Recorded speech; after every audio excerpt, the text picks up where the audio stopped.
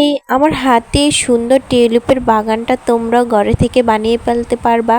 অনেক সুন্দর হয়েছে তাই না? তো চলো দেরি কেন, আমি অনেকগুলো পাস্তা বাদাম খেয়েছিলাম। তো প্রথমে এখানে কটন দিয়ে সুন্দর করে আস্তে আস্তে একটার পর একটা উপর দিয়ে লাগিয়ে আমি এখানে পিঙ্ক কালার রং করে নিয়েছি, কারণ আমার কাছে পিঙ্ক কালারের টিউলিপগুলো অনেক বেশি ভালো লাগে। তো এখানে আমি পাতা বানানোর জন্য মাস্কিং টেপ ব্যবহার করেছি। এখানে আমার কাছে কালারিং মাস্কিং টেপ আছে, তোমাদের কাছে যদি হোয়াইট বা যে কালার থাকে নিয়ে নিবা।